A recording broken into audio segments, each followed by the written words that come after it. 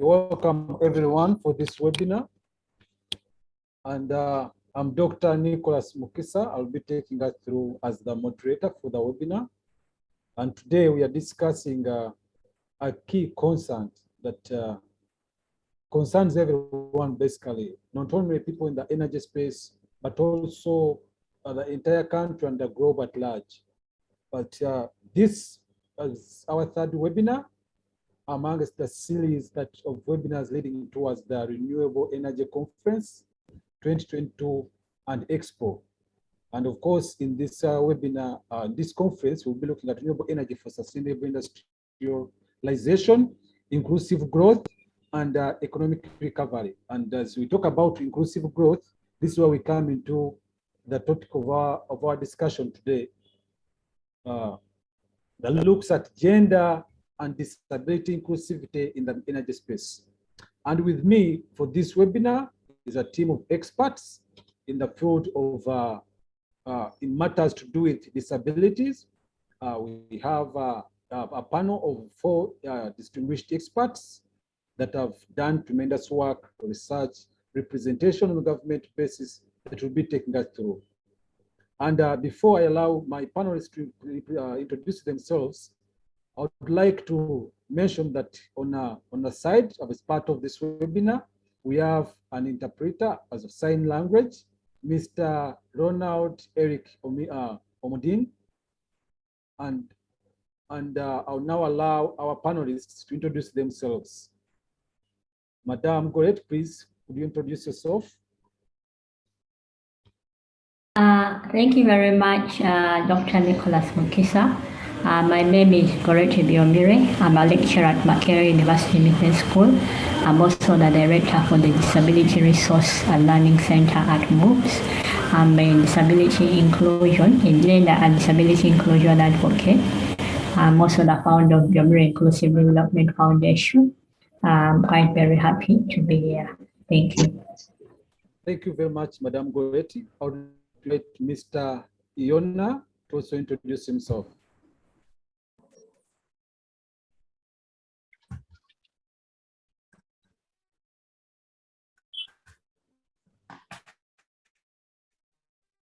Thank you very much, Dr. Nicholas and all the viewers. My name is Yona Waswa, the chairperson of the National Council for Persons with Disabilities. I'm a lawyer, an entrepreneur, a disability rights activist. Thank you very much. Thank you, Mr. Yona, for that introduction. Right about now, I'd like to invite Madam Caroline to also introduce herself. Thank you, Yona. Good morning, ladies and gentlemen. I'm Caroline Aguti Mugisha. I work for the Ministry of Energy and Mineral Development as the head of Health, Safety and Environment Unit, and also a focal point for gender and climate change. I am also the chairperson of Uganda Association for Impact Assessment and also an entrepreneur. Thank you. It's wonderful having you on this panel. And last but not least, I will also invite Mr. Hassan to introduce himself. Thank you so much, Nicholas. My name is Hassan Waddimba. I am an economist, a disability rights advocate, and a capacity building consultant. I am the founder of Grassroots Strategies Africa. I'm so happy to be here with you today. Thank you very much, everyone. It's a wonderful moment for us to have you on this panel and to discuss with you matters to do with disabilities and gender inclusivity in the energy space. And before we delve into the discussion on this matter, we know that disabilities cut but also other forms of disabilities. And based on UBOS's findings report, it says that Uganda has over 4.5 million of a population as having some kind of form of disability. This represents about 12.4%. But also when we talk about the side of energy access, Uganda has about 57% energy access, where we have the grid accounting for 19% and off-grid accounting for 38%. Still, UBOS reports that most of the population, about 80% of Uganda's population, lives in rural areas, which are the least electrified. So discussing matters of inclusivity and in energy space is very important for us as citizens of Uganda, because when you look at the universal, when you look at the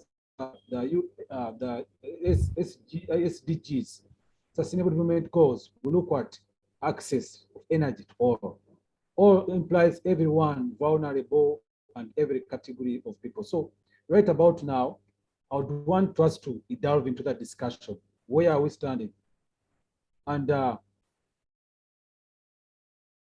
we want to see what are some of the trends, the current trends of gender and disability inclusion in energy space. And to discuss about this matter is Madam Gorretti to take us through and give us an overview of the trend of gender and disability inclusion in energy space. Madam Gorretti, you're welcome. Okay, thank you very much, Dr. Nicholas, for that introduction. I think we can move to the next slide. I'm going to be looking at the trends of gender and disability in the inclusion in the energy space. When it comes to the energy space, especially the global renewable energy workforce, we have only 32% women participating. I realize that the energy space has been largely occupied by able persons or persons without disabilities, and then it is also a largely male-dominated space. So women just make only just a third of that, and even then, that percentage of the women that are out there in the energy space, they are working in administrative jobs. They are not out there in the field. They are not along all the areas in the value chain. So, and even when you look at the STEM-related roles, they are just only 28%. So, the minister. Minister. Yes, yes. Okay, all right. Can I continue? Thank you. So, when it comes to turn on your camera, please.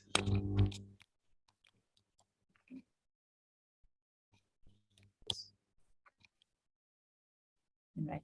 So as I was saying, when it comes to the gender, when it comes to gender, the gender aspect, we have a lot of gaps there. There are few women who can access energy.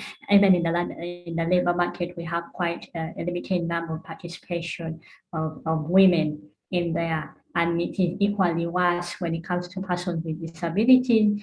And then the biggest challenge is that right now we don't have the data and the statistics about the involvement of women in the energy space, whether they are entrepreneurs or employees. We don't have the statistics. It's even worse when it comes to persons with disabilities. We really don't have any data that is available that cross-cuts or looks at their participation in energy. And I think going forward, this should be an area of interest that, yes, we need the statistics to know how many women are in the energy space, in the renewable energy space, how many persons with disabilities are in there. We have the Uganda Energy Capitalization Credit Company. This company advocated a reserve of 20% for funds for women clients, but however, we know that sometimes the information does not reach the intended recipients. So this is something that we also need to think through. On the whole, most of the women who are into the renewable energy space are just making briquettes. They get charcoal and wood and make into briquettes. So it's just mainly for domestic use. They have not been across the other value chain. Thank you. Next slide, please. Okay, so when we look at, we're still looking at the gender, the status of gender in the energy space. When we look at the report from the Equal Opportunities Commission 2020, the report showed that there is an increased score. At least we are improving from where we were in 2016, 2017. We just had only 34% of the women in the renewable energy. Now it has gone up to 65.8 in 2021. So we are seeing, however, that is mainly at the lower echelons. We still see that the males really dominate the industry. They dominate the management position and CEOs and directors at 87%, whereas the females just only have a 13%. So much as the statistics are encouraging, we just need to do more. That said aside, we have a gender strategy.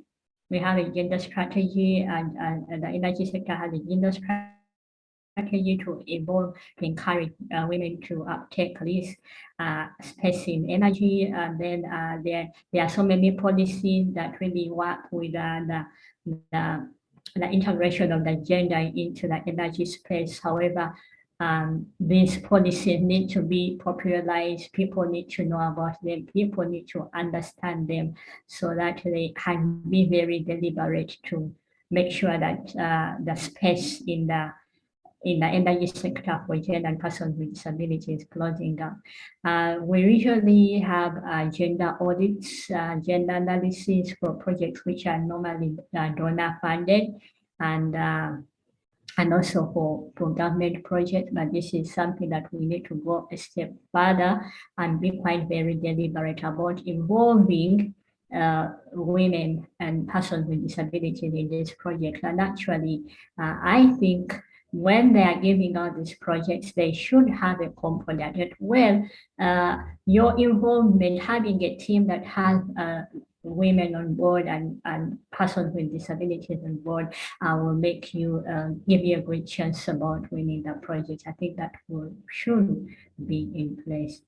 Thank you. Can we go to the next slide? Okay.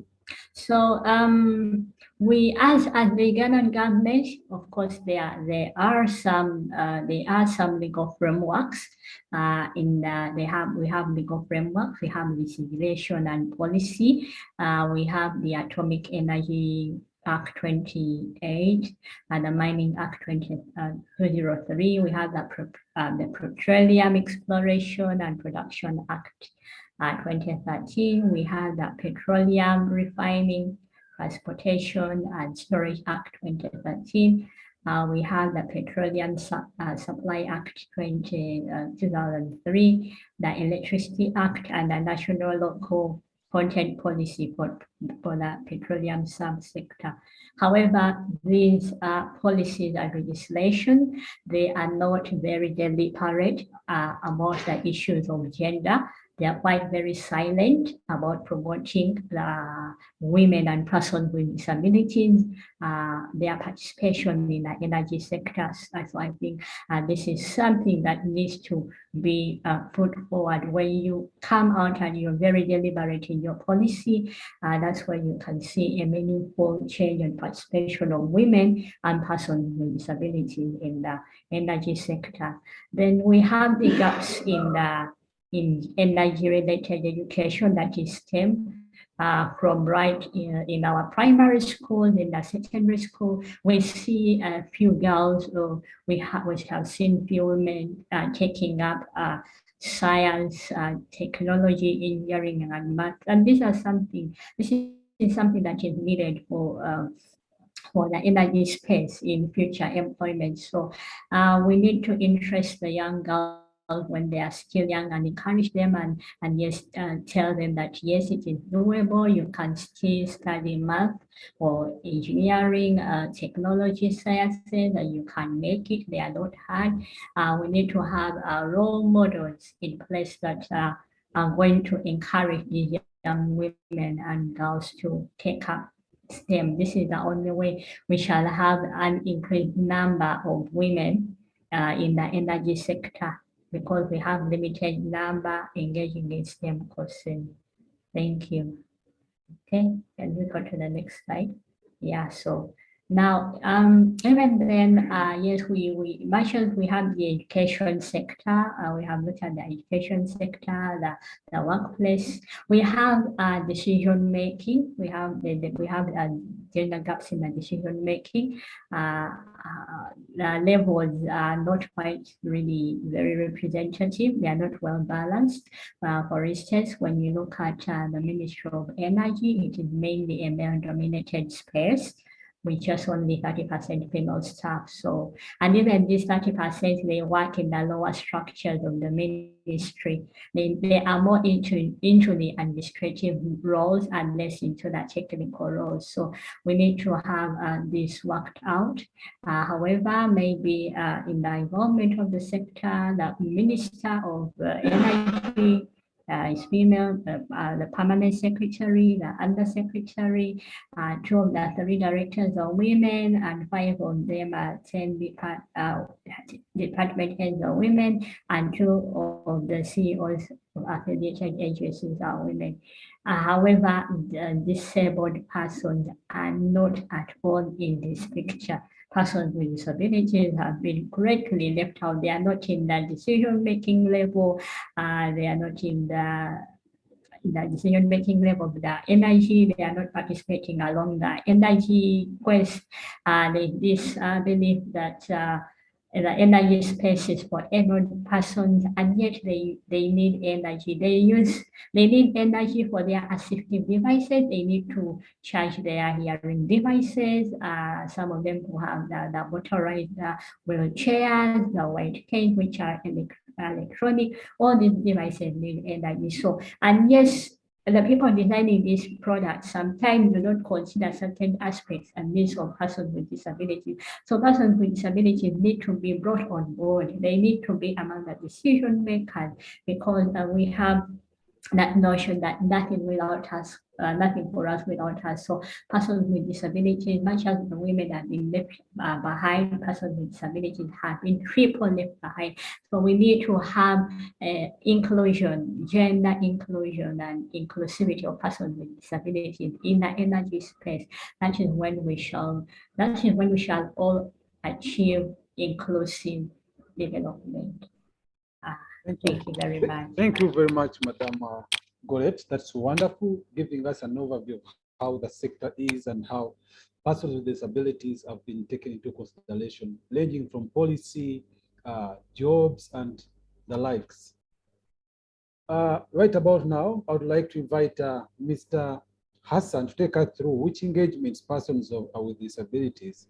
How can we engage persons with disabilities in Uganda's renewable energy sector? What should be done? We've had the overview of how the sector is today. So going forward, what's the way forward? And I would want to welcome Mr. Hassan to take us through this. Thank you. Thank you so much, Dr. Nicholas. I want to start by appreciating Dr. Gorretti Byomire for giving us a comprehensive analysis of the situation of inclusion for women and persons with disabilities within the energy sector in Uganda.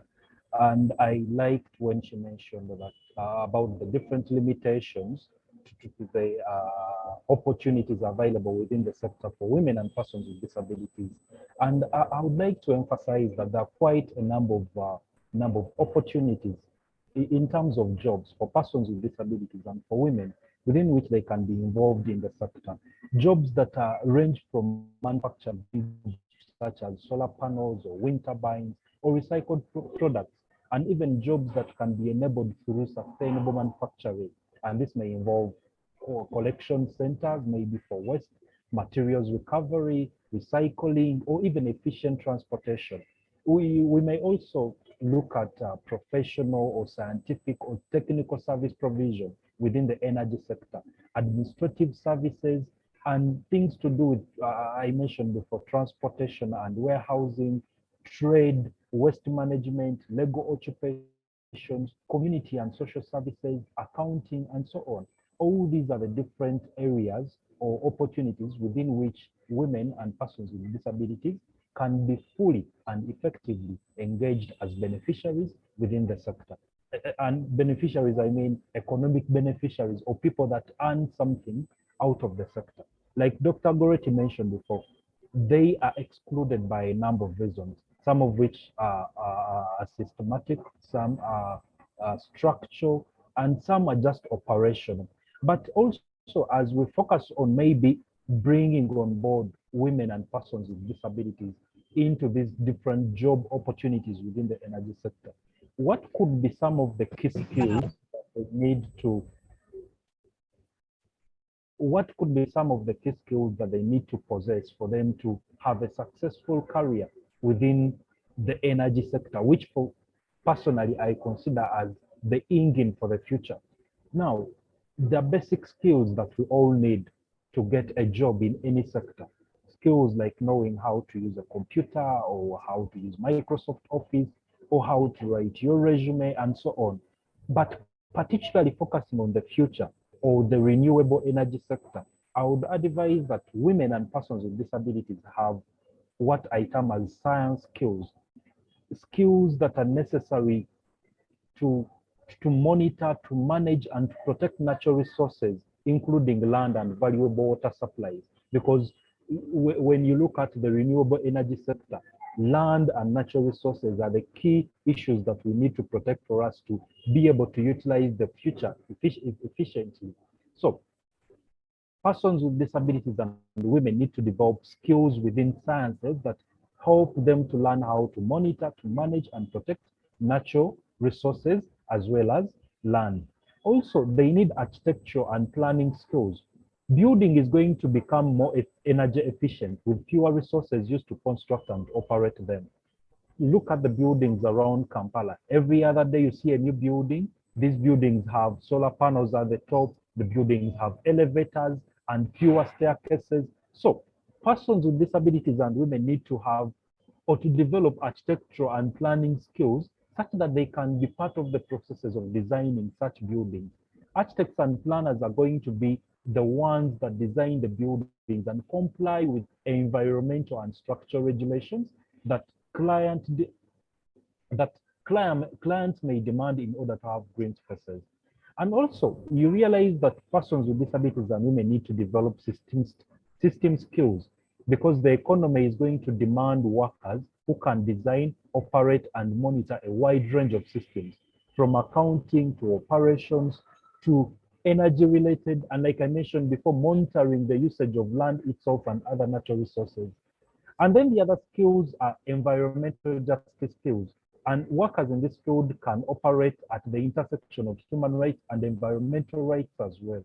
They need to gain legal, social, and historical awareness and ensure that humanity does not repeat the mistakes of the past, which have led to racial and social justice and poor environmental and social health management within the country. Next slide, please.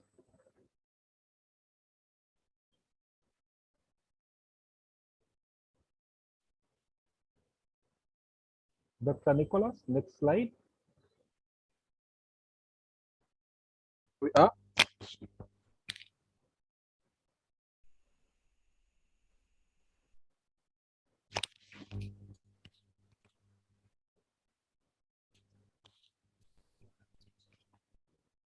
Next slide, please.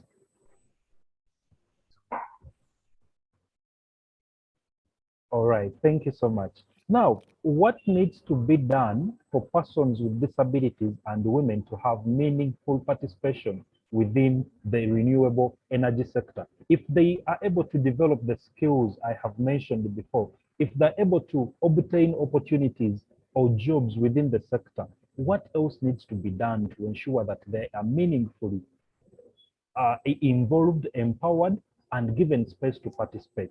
Number one, I believe that we need to develop policies that promote gender equality within the energy sector. I understand Uganda has quite a number of laws and policies that focus on equality or inclusion of persons with disabilities and women overall. But looking at the energy sector as a new area for everyone to participate, we need specific policies in that area.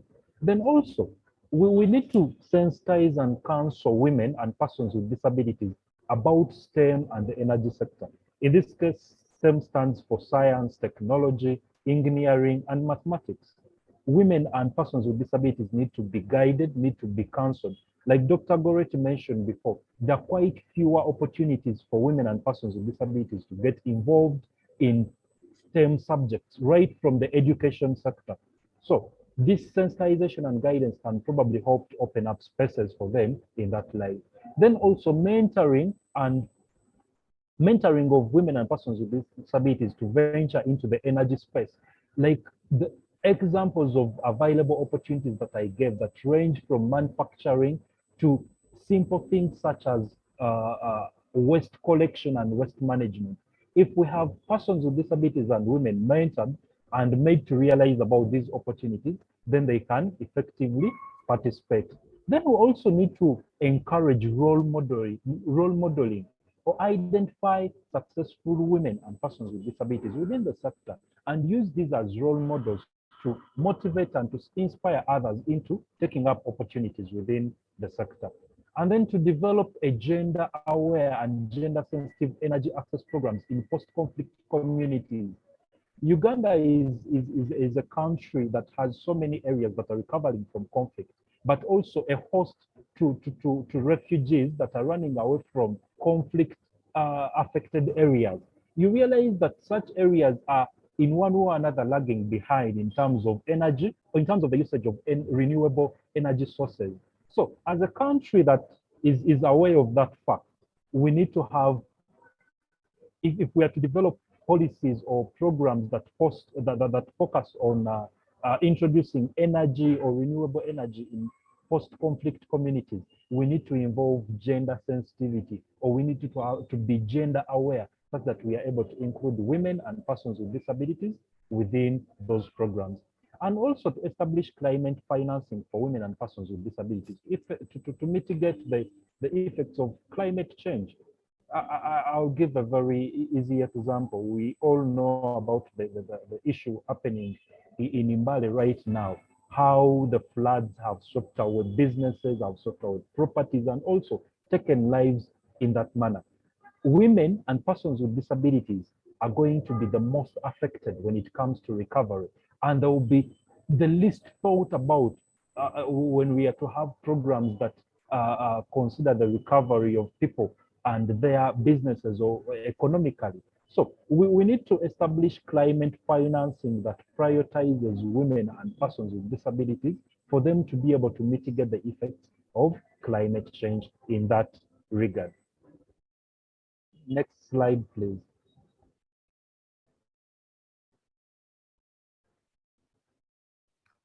Thank you very much, Mr. Hassan. That's just informative and insight, and we are glad that you've given us a perspective of the way forward. You know, what should be done? How should we empower the girls and the persons with disabilities? And of course, now that you laid the ground for us on how we should, now let's look at achieving it, specifically now in the energy space. And I will invite Mr. Yona, the chairman of National Council for Disabilities, to take us through on this way forward of achieving inclusivity in the energy space. Yeah, thank you very much, Dr. Nicholas and the viewers. Once again, my name is Yona Waswa, and I'm the chairperson of National Council for Persons with Disabilities. I'm very humbled to be part of this discussion. I thank my colleagues, Honorable Dr.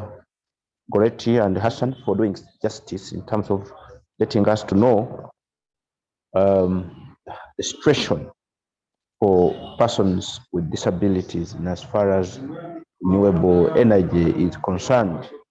Now, ladies and gentlemen, from what the colleagues have discussed, I think one of the ways of achieving inclusivity is need to develop strategies to train and engage persons with disabilities in the renewable energy sector. Unless that strategy is in place, unless they are engaged and they are involved, this discussion will go on and go on and go on. but will not realize full inclusivity. The other issue, I think,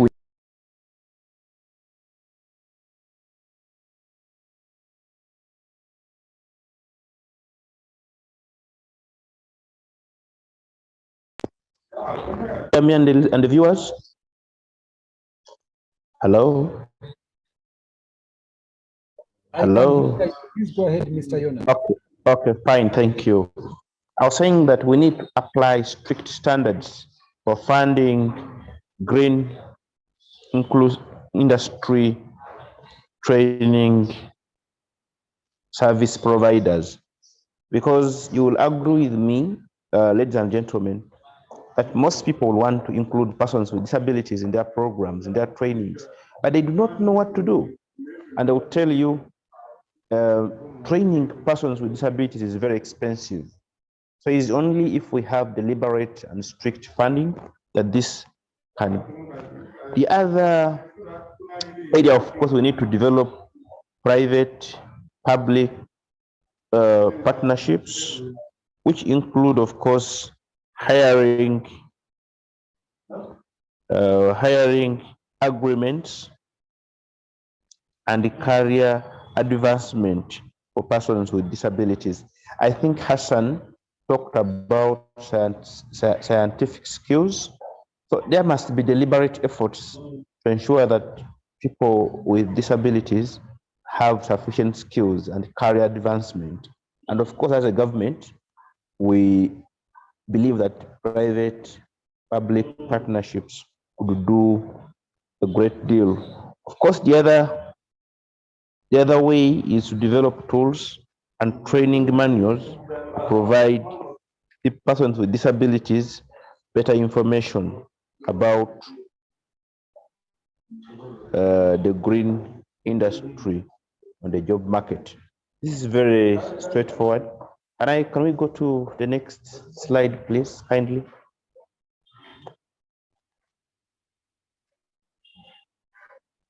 Aha. Of course, we will need to use, no, go back again. Yeah, we'll need to use universal design principle, sector training. Universal design means that when we are designing any program, we should know that that program should be able to provide for everyone. For us in the disability sector, we have always told people that everyone is a potential candidate of disability.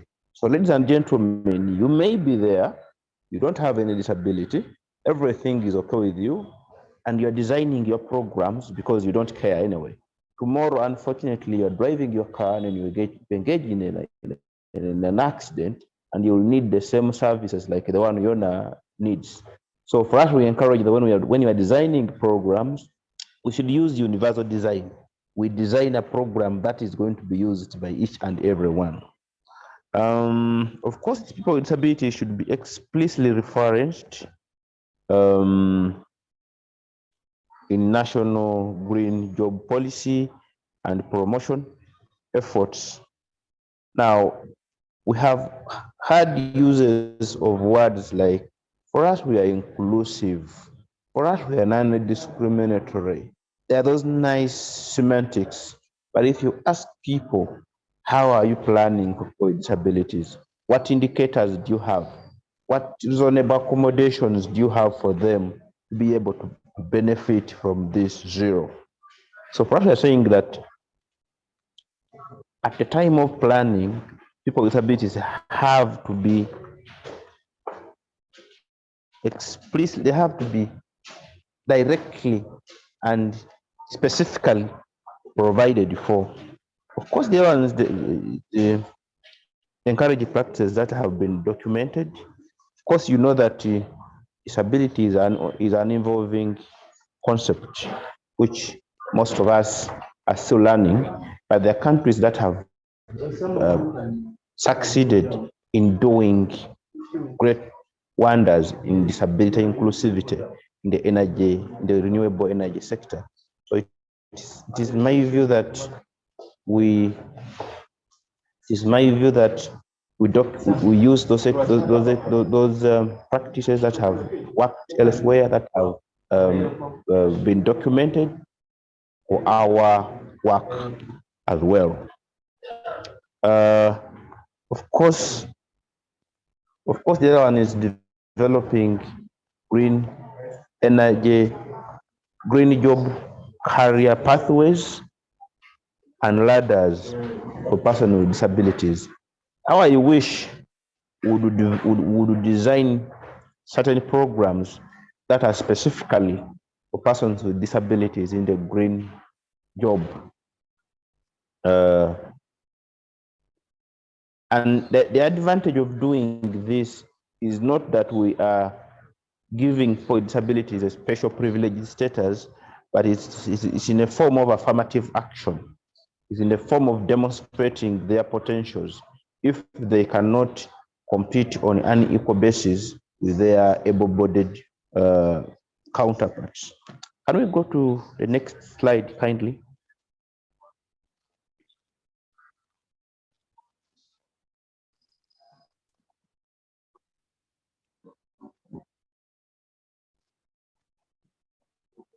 Of course,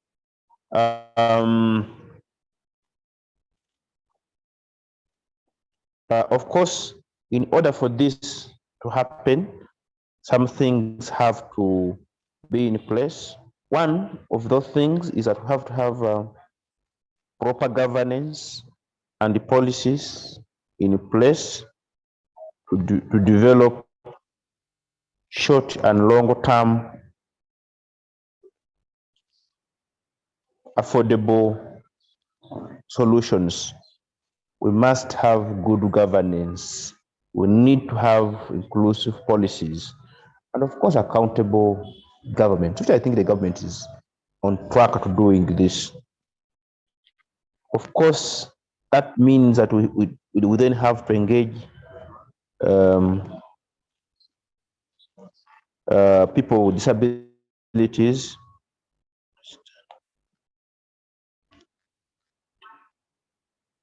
Of course, if you look at the consumption, the energy needs of people with disabilities in rural areas is less than 51 a day in Africa.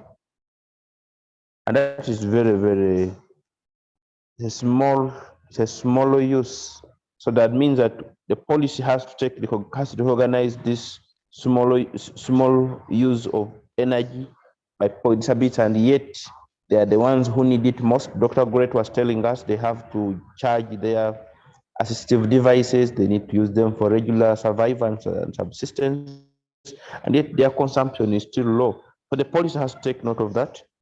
Of course, the other area that most people use environmental polluting kerosene, lanterns.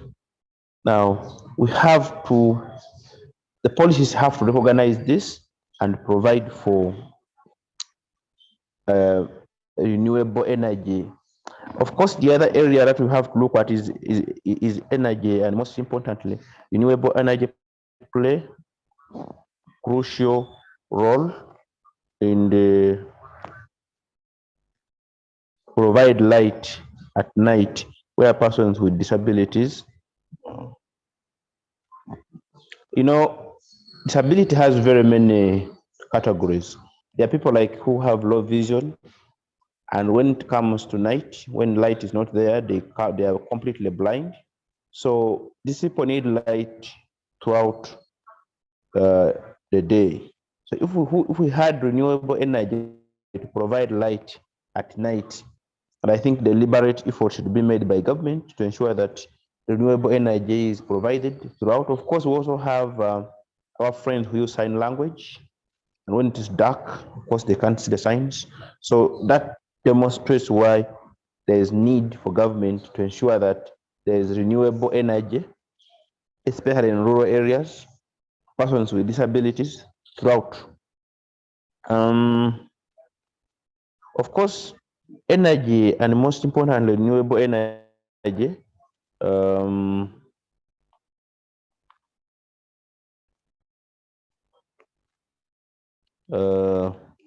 of course, it plays a big role in socioeconomic development. And when the government recognizes this, then it means that most of our people are going to be engaged in this business. And of course, that will work, that will increase, will reduce on their poverty.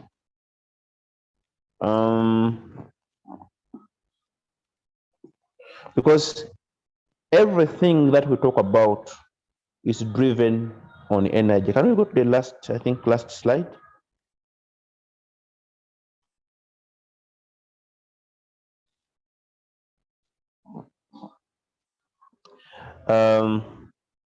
Of course, the government of Uganda developed and ratified laws on disability inclusion in renewable energy.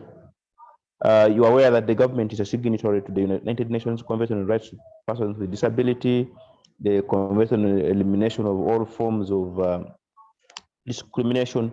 All this point to the fact that people with disabilities should not be discriminated in the renewable energy sector.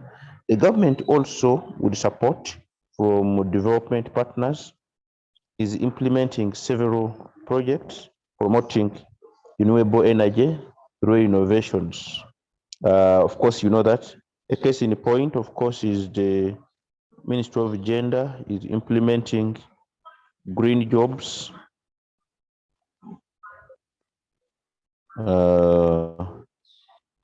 has supported innovations to create green jobs, and the project is inclusive of all vulnerable persons, of course, including persons with disabilities. Next, please.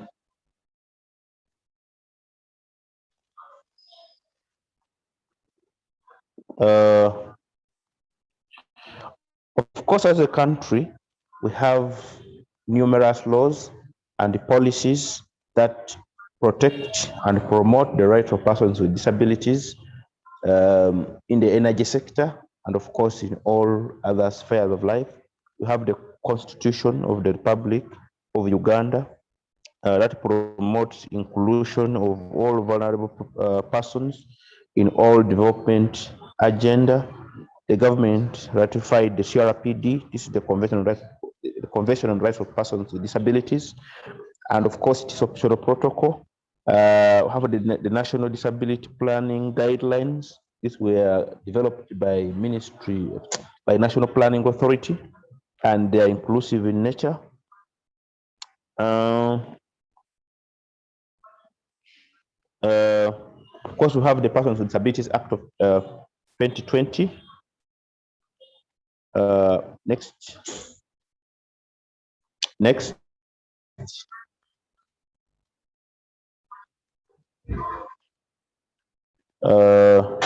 The government of Uganda is, of course, you know that the government of Uganda committed it is of sustainable development goals that sloganizes leaving no one behind, and we are committed to it. That, of course, the government is working towards affordable and clean energy, promoting solar energy and rural electrification.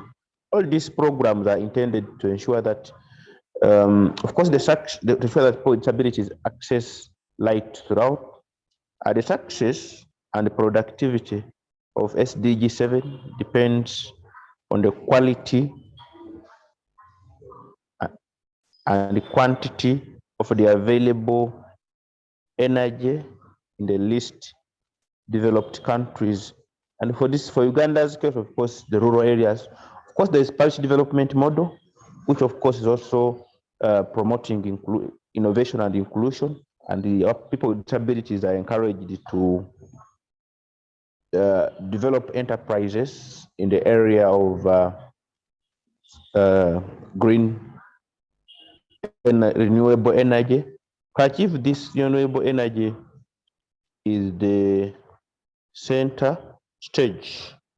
If people with disabilities are to benefit from sustainable development goals, we believe that they have to take track of the government, the existing government programs.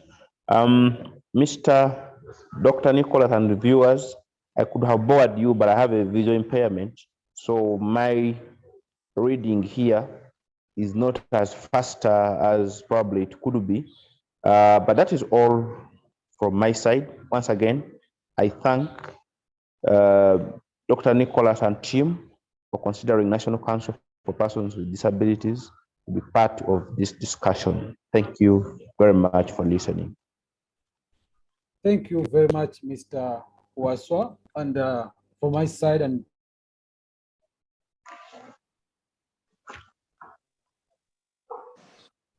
other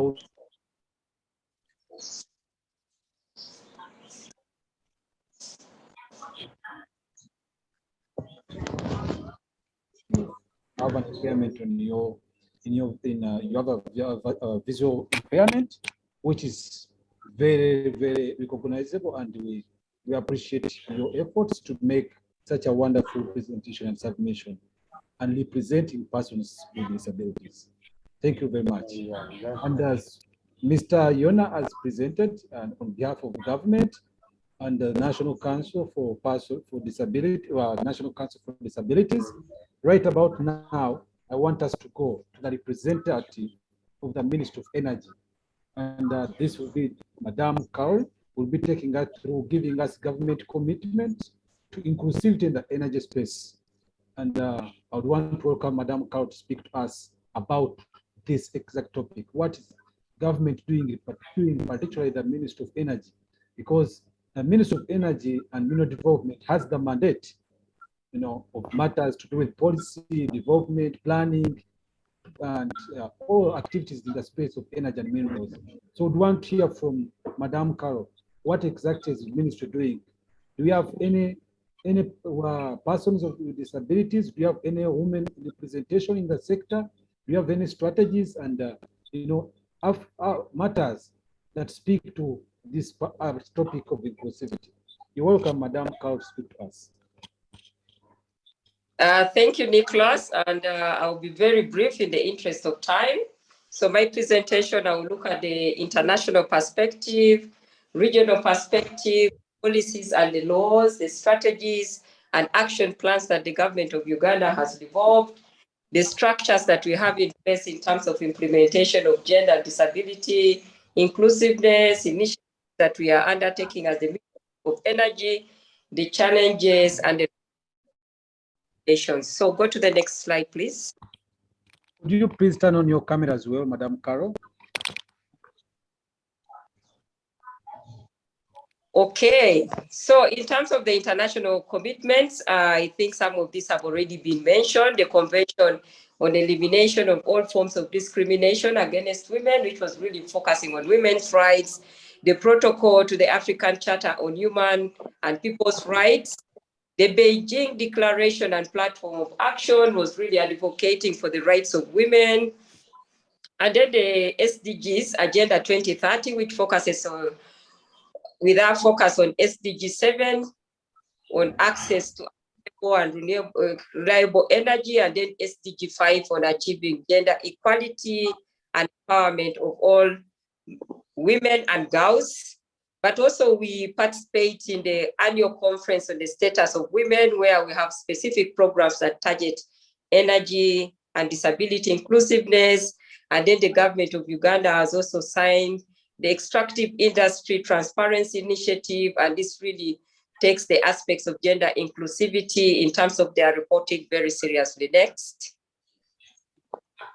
In terms of the regional commitments, we have the Agenda 2063, which is really a strategic framework for socio-economic transformation of the continent, but with a focus on women and the marginalized groups and the persons with disability, the African Union Solomon Declaration on Gender Equality, focusing on how women and the marginalized groups should be able to participate actively, and then the African Charter on Human and People's Rights, also focusing on how the rights of people should be taken into consideration in the development of the East African region. We have the East African Community Treaty of 1999, which recognizes the important role of women in the economic, social, and political development of the region.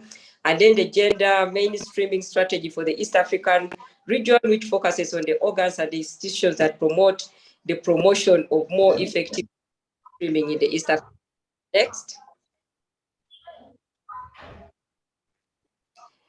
So in terms of Uganda as a country, some of these have also been mentioned by my colleagues. The Constitution of the Republic of Uganda provides for equality between men and women and for affirmative action where such equality does not exist. The aspects of disability have already been mentioned, and these are also provided in the Constitution in Article have also been provided for in the Constitution in Article 32 and 35. The National Development Plan 3 seeks to reduce gender inequality index from 0.523 to 0.50 in 2025, and the Vision 2040 aims to reach 80% access to modern energy by 2040. The draft energy policy for Uganda 2022 has specific principles that are focusing on gender equality and equity and disability. The renewable energy policy certainly focuses on the aspects of developing renewable energy, which really benefits the marginalized groups, persons with disabilities, and the women. The gender policy for Uganda, which actually set out that we need to have in place specific strategy action plans as ministries and departments that are implementing the aspects of energy. We have the National Equal Opportunity Policy, which led to the establishment of the Equal Opportunity Commission that actually focuses on the aspects of gender inclusiveness and disability. And then we have the National Policy on Elimination of Gender-Based Violence. You certainly appreciate that is mainly the women, persons with disability, and the marginalized groups that are really facing the aspects of gender-based violence. Of course, we don't know that the men are also facing this now, yes, but the persons with disability and the marginalized groups are actually facing this more. The Public Finance Management Act of 2015 provides for gender and equity planning and budgeting, and indeed Uganda is doing very well on this front. Next. In terms of strategies and action plans, Uganda has the Green Growth Development Strategy, which looks at providing for 75% of new and green jobs for women, and also has specific strategies on energy efficiency. And then as a ministry, we have the Energy and Mining Gender Strategy 2020-2027.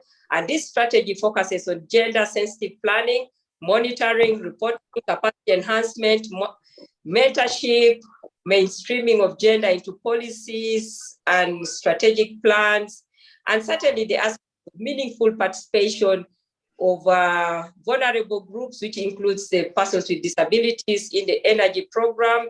We have the biomass strategy. You'll appreciate that more than 80% of households depend on biomass. In this, we really have the women and the marginalized group as the major users of the biomass. We have the National Energy Strategy, which provides for improved access, and improved access, we are really focusing on off-grid solutions which are easily accessible to the women and the marginalized groups out there to provide light. We also have the National Action Plan for Women, which really specific actions are going to ensure women participate. Next. So in terms of structure as government of Uganda, we really have the ministry responsible for gender, which is Ministry of Gender, Labor and Social Development, and we have the ministry responsible for energy, which is Ministry of Energy and Mineral Development. We have the Equal Opportunity Commission, which is creating pathways for marginalized groups and hard-to-reach areas, and really here, the aspects of disability are clearly spelled out, and the sustainability. We also have the Sustainable Energy Development Program Working Group, which brings together all the different donors, which really ensure that the aspects of women, the marginalized persons with disability are included in programs that are implemented. Energy. We have the international, we also have international like UN Women that promote gender equality and equity in Uganda. As a ministry, we have gender focal points at the level, which actually ensure that mainstreaming of gender and disability issues go into our documents and our activities. And certainly Uganda has the women councils, and we use these women councils to actually ensure that the aspects of energy and disability inclusiveness is actually taken into consideration. Next. So what are some of the specific initiatives that we are also doing? We are certainly setting targets with specific connections for women, persons with disability, and other marginalized groups in the projects, because certainly do a gender gap analysis for each of our projects and ensure we have targeted connect in terms of access for those groups. We have the aspects of gender equity program, where we integrate a disability and gender perspective budgets, and all our that I think in terms of this, the ministry has improved. We also target connections to schools, hospitals, water schemes, provision of solar for pumping water for irrigation, but also we target refugee settlement. And also you realize that specifically for Butabika Hospital, we have a very reliable grid that the Butabika Hospital never goes off. And this is actually very important. We also have affirmative actions in terms of employment adverts, where we encourage women, persons with disability, and other marginalized groups to apply and really consider them. But also we also promote a lot of off-grid solutions that benefit the vulnerable categories.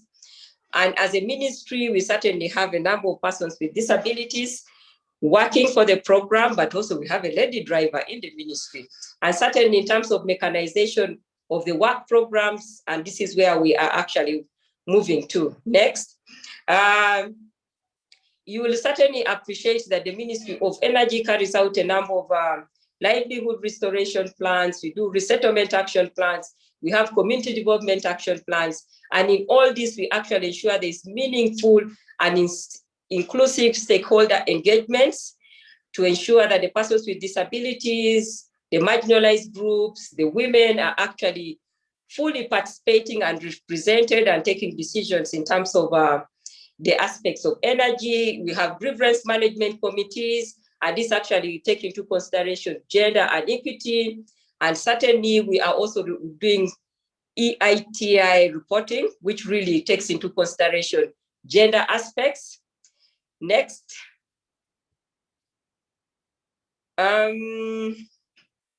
Certainly in terms of the challenges, but maybe before I go there, I need to bring to attention that now the sustainable, we are now implementing sustainable procurement, and the sustainable procurement policy takes into consideration aspects of gender and disability inclusiveness in terms of the procurement process, but also now in terms of challenges. Sorry, the challenges are not for ETI, but these are general challenges, and some of these have already been mentioned. The program in terms of its nature is highly capital intensive.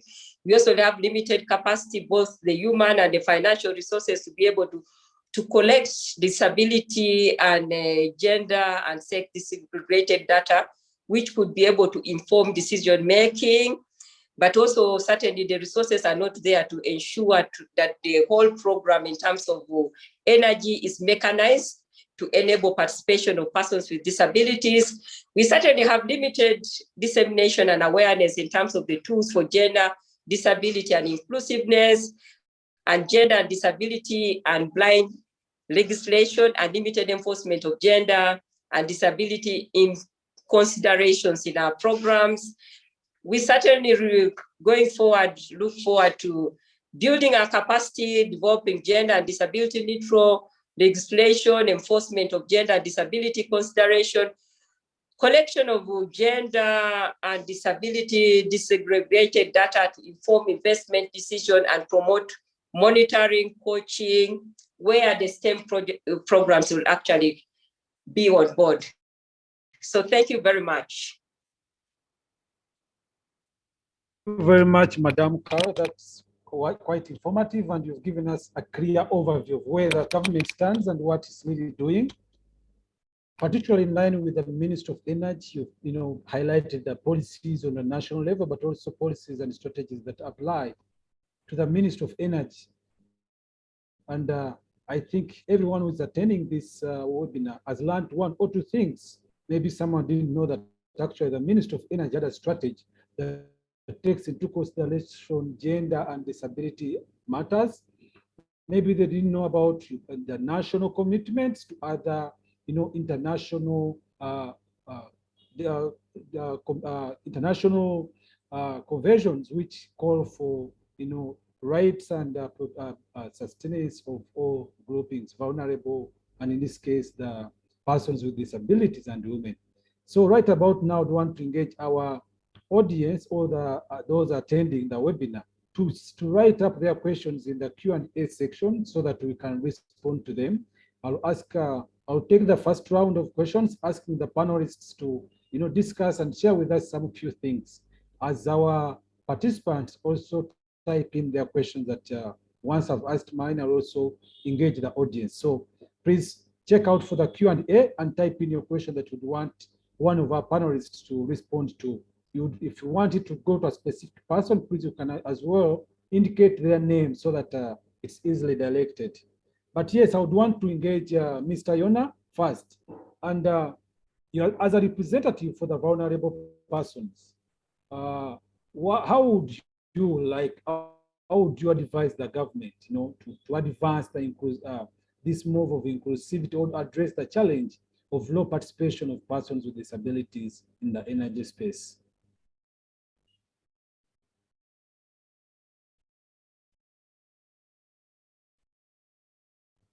Mr. Yona?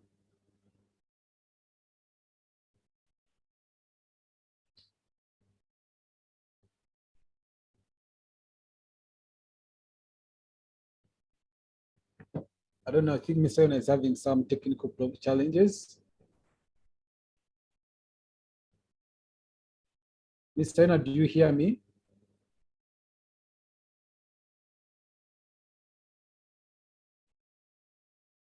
All right, as maybe Mr. Yona sorts out his connection aspects, I would want to ask Madam Gorretti, other than maybe like talking about policy review, because you've had a couple of policies, Madam, you mentioned some policies, but also Madam Caroline has also highlighted several policies and frameworks that the government has put in place. Which other alternatives would you advise for government to look into in order to bring in more persons from the categories of persons with disabilities, but also women in the energy space? Thank you, Dr. Nicholas. When it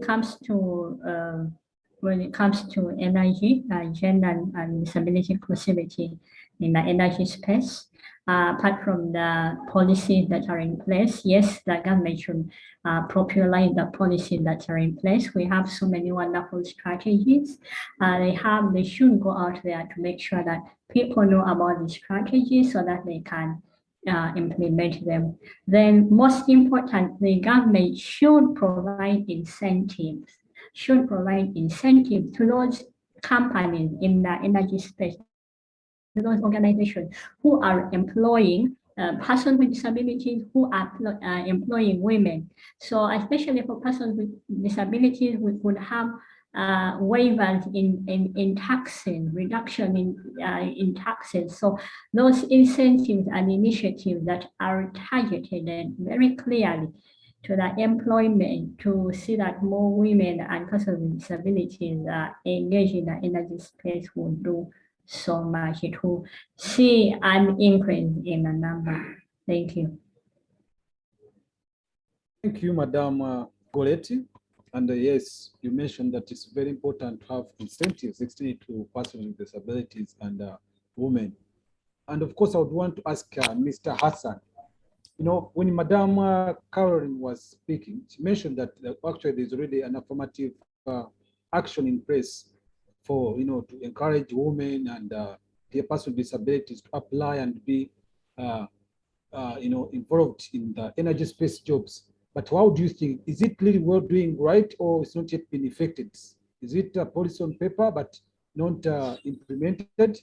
or if you think it should be really, given some bit of more push and enforced for all companies in the energy space to address and take it into consideration. Thank you so much, Dr. Nicholas. Affirmative action, I basically define it as positive discrimination. And this positive discrimination is provided for by the Constitution of Uganda as a way of trying to reduce the marginalization and discriminations against marginalized groups, which include persons with disabilities, women, young people. And you realize Uganda is one of the very few countries that have representation of persons with disabilities at all levels of leadership, right from the local councils or the village councils to parliament. But the question remains, has this representation been effective? Have persons with disabilities gained out of the representation they have at the different levels? Are the policies passed and laws and legislations at these different levels really benefit persons with disabilities? Since 2004, we've had affirmative action in education where Makerere University and other public institutions recruit 64 persons with disabilities as part of the government sponsorship program. But the question is, has this been effective? Do we even have statistics to know that these are the number of students with disabilities that have over the years graduated from the affirmative action program? Or these are the courses they have attended or graduated with, and these are the jobs that have been created for them? Are we able to trace how many students have run through the affirmative action program, students with disabilities that are gainfully employed currently? If we do not have such figures or statistics, for me, I believe affirmative action has not been utilized well. Madam Carol talked about the Gender and Equity Budgeting Framework, which was introduced by the 2015 Financial Management Act. But when you look at the way the Equal Opportunities Commission does the gender and equity certification of the budget framework papers presented by the different ministries, departments and agencies, I really believe there is a lot that is still lacking for us to be celebrating the different affirmative action programs that we have in the country. Because currently, we wouldn't be complaining that persons with disabilities and women are left out in the energy sector. With all those different programs, we would just be celebrating success. We would just be inviting other countries to come and benchmark from what is happening in Uganda. I know very well the current Persons with Disabilities Act, the one that was enacted in 2020, presents a percentage for recruiters or for employers to recruit persons with disabilities into employment. And whoever reaches that percentage can also claim for a tax deduction by the end of the financial year in terms of income tax. But ask yourself, how many employers are currently claiming the tax deduction as a result of employing persons with disabilities? We do not have those statistics. And failure to have those statistics, it's also okay for me to conclude that probably there is none. So if we are to understand how far or how much our affirmative action has been able to benefit us, we need to be able to have statistics or figures that speak to the outcomes of the different affirmative action programs. Thank you so much.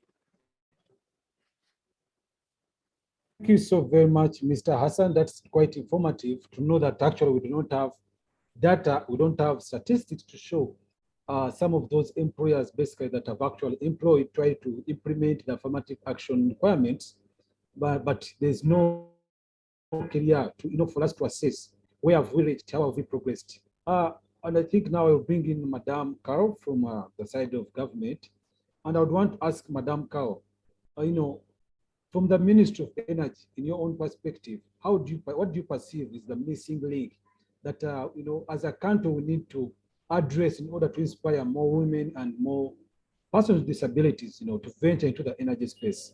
Now we've discussed and we've talked about affirmative action, but seems like it has not been effective or it has not yielded as expected. What do you think should be done, to link, to address that missing link for us to have more persons with disabilities participate in the sector? Thank you, Nicholas. Certainly, I think it gets back to the issue of us being able to do some statistics, do some studies, and actually have information that we should be able to share. But also, I think we need to package the opportunities that are available and do mentoring and actually getting to where these persons with disabilities are and sharing with them where the opportunities are.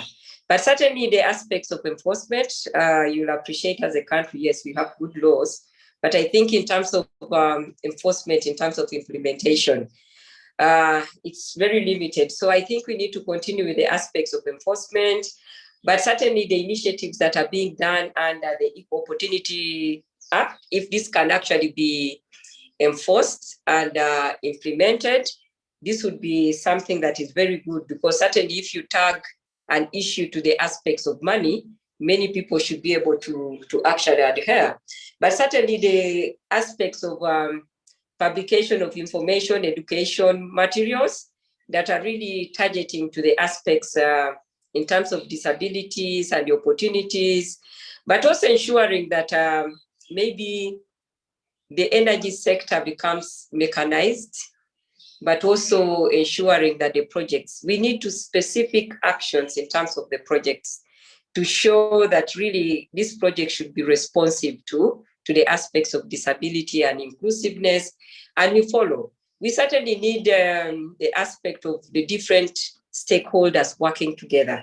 We need to see Ministry of Gender working with Ministry of Energy. We need to see the ministry responsible for health work. We need to work together. So that aspects of networking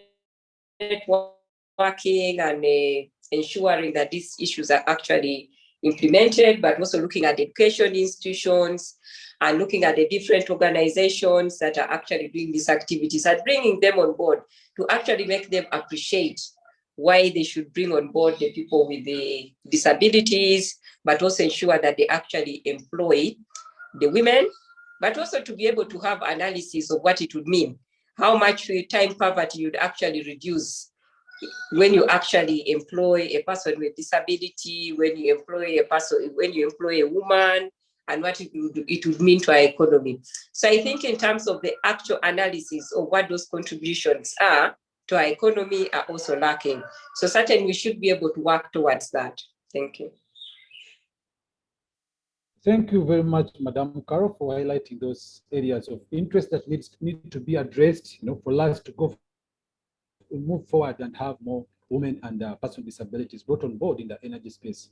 I can't agree with you anymore, because when you talk about working together is very important. We cannot work in a silo manner where each ministry or department addresses these issues of national importance in isolation. I think if we can have a networking relationship with all the ministries, be Ministry of Energy, Ministry of Gender, and even Education, where all these matters apply, to be very important. And of course, I would want to acknowledge and appreciate the Ministry of Energy for putting together this opportunity for us to host this, to have such engagements, where we have different stakeholders speaking to matters that are of concern and of national importance in the energy space. And through the NREP, National Renewable Energy Platform, we've been able to have such webinars and discussions that bring the general public, the government, and the development partners to dialogue and discuss on matters of national importance. And yes, I have a couple of questions now that have come in from our audience that I would want to put across to our panelists. I'll start with Madam Brenda Akankunda put out a question and said, opportunities for the person with disabilities will not energy transition unless they are future-oriented and ambitious supportive policy actions in place. The question one is, are there any tangible commitments, especially incentives, scholarships, capacity building, projects, and job creation for the persons with disabilities in the sector? I think that goes to Madam Carol. Do you have any maybe tangible commitments like incentives, scholarships, capacity building, projects, and job creations that are creations for persons with disabilities in the sector?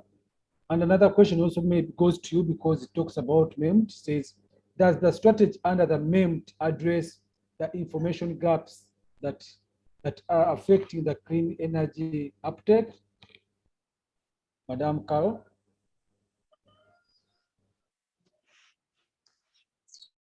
Yes, thank you. I think in terms of the strategy addressing the gap that limits the uptake of renewable energy, I think the strategies are clearly spelled out in the strategy, but now what we await is the actual implementation or enhancing what has already been done. But there are clear strategies and interventions in terms of how to see that we remedy the aspects of information gaps. In terms of job creation, yes, certainly we are creating a number of jobs. And like I have clearly indicated that, yes, we have affirmative actions in terms of our recruitment process. But again, you may find that maybe the persons with disability and the women have their own challenges. But really, the jobs in the sector are really varied and they cut across in terms of the social considerations, the administrative jobs, that where the people with disabilities can actually be able to apply. In terms of scholarships, certainly, yes. In some of our projects, we have specific interventions that are focusing on marginalized groups within the project areas, like Karuma has a scholarship as part of the project that was actually targeting on the vulnerable groups within the areas of the projects to ensure that they actually get scholarships to progress to the next level. But certainly going forward, yes, the ministry will really be very keen to take into consideration these things in terms of affirmative actions and actually enforce them. But we shall certainly be able to package our information and work with the government institution that is responsible with persons with disability and be able to share the information in terms of what opportunities are available, in terms of scholarships, jobs, and information in terms of how they can actually be able to access resources for investment into renewable energy, but also where they can be able to get courses that are able to train them in operation and maintenance of renewable energy appliances. We are working with GIZ, and we have a program that actually works with institutions, technical institutions that actually train people. So we shall certainly be able to share this information with the institutions that are responsible with the persons with disability, such that this information can actually be shared with the people who would be interested and they could be able to enroll. Thank you. Thank you very much, Madam Carol, for those highlights. To mention that Kaluma also is offering a scholarship. I don't know, Madam Gorretti, do you think you could add to this? Speaking from your area of work from MUBS, do you have any kind of scholarships, opportunities that have been presented to persons with disabilities, or where affirmative action is emphasized from your line of profession work, and of course from the Center of Research and Resource for Persons with Disabilities? Please come again. Sorry about that. I missed your question. Yes, the question was about, are there any jobs, scholarships, opportunities, and projects that have been directed to support, persons with disabilities? Would want to know from your work, from your area of work, MUBS, and of course you as the director of the Center of Persons with Disabilities at MUBS, do you have such an arrangement where there are some scholarships directed towards persons with disabilities, there's some funding or projects coming towards persons with disabilities? Okay, thank you very much, Dr. Mukisa. We had a funding. MUBS wanted a funding from NORAD to implement energy and economics. So we have had a PhD scholarship and a master's, just one master's for persons with disabilities to be able to study energy, a PhD in energy and economics and a master's in energy and economics, to be able to influence policy in energy and economics. However, we still have one more funding of call, whereby I think we shall be having 3 students on bachelor's level who will study a bachelor's in energy and economics that is soon coming out. I think by next year it will be out. So that is what we have been doing. And then we have a center for energy at MUBS, which does advocacy. It does the promotion of in the energy space. And NORAD is funding this center. So we are going to be seeing more opportunities for persons with disabilities or women in energy and economics and energy and climate change at least by next year. So everything right now is being planned, it is in the pipeline, and by next year it will be rolled out. Thank you. Thank you very much, Madam Gorretti. This informs that having this webinar at this moment is just the right time, because we've talked about keeping statistics, data about activities, work done by persons with disabilities, and talking from the line of these scholarships and training.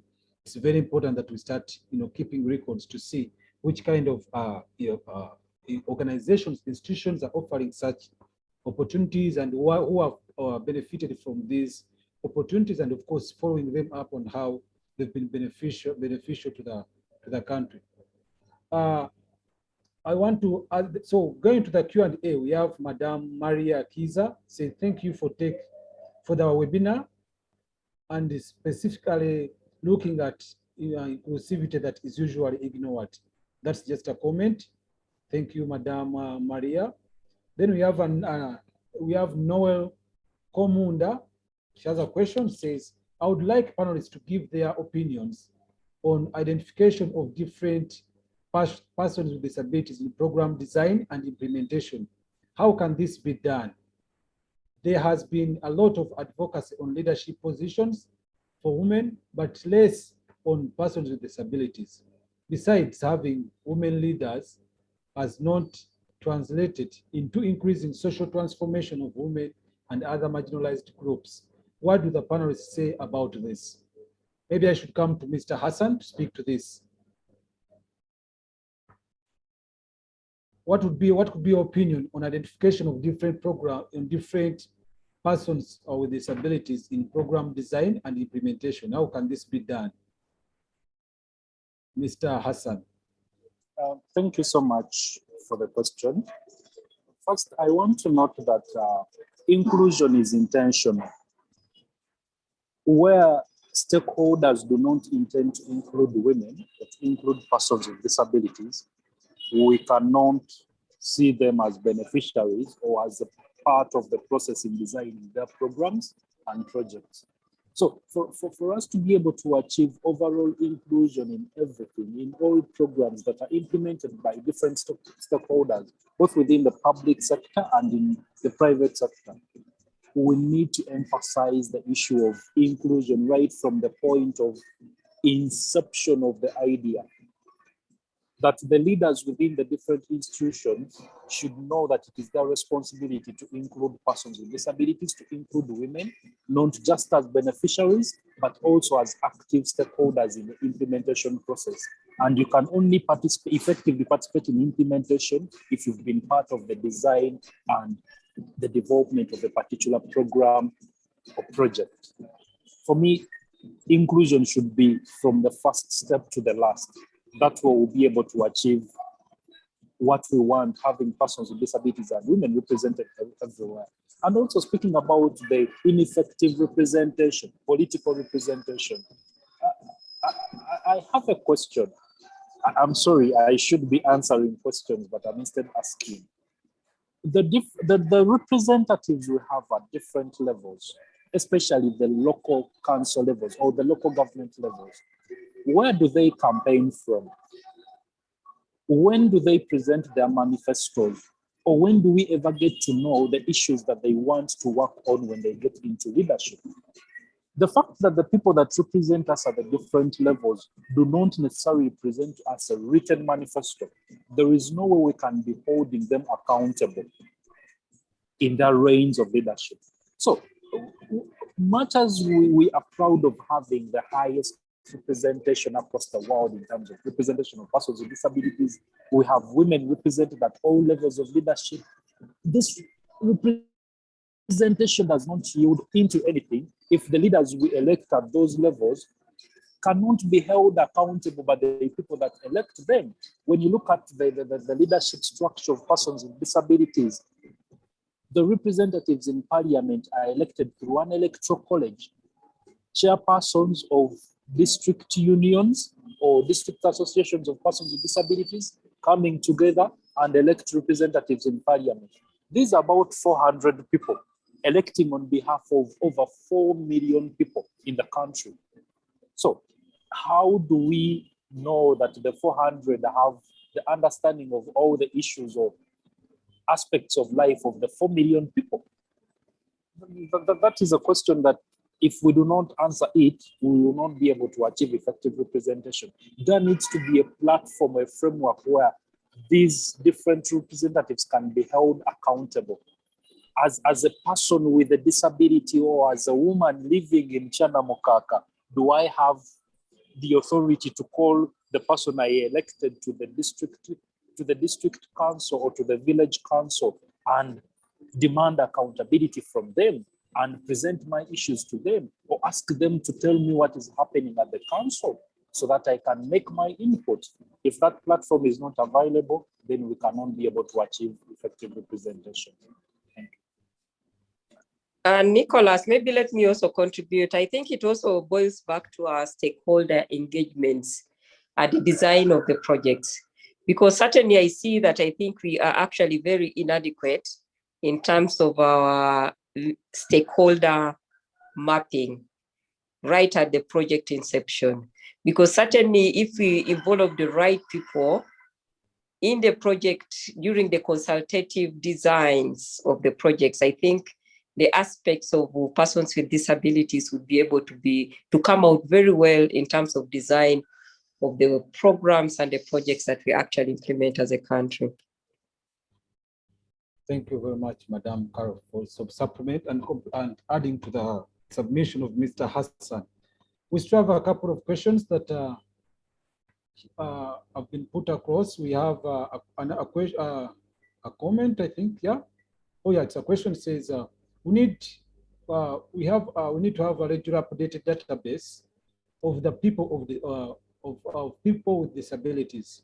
We should include their skill sets so that we know where they are and what they can do. In most cases, when designing projects, we are dealing with abstract data. And I think that's a comment, but maybe we can talk about it. What could be your perspective, what your view, Madam Gorretti, on this?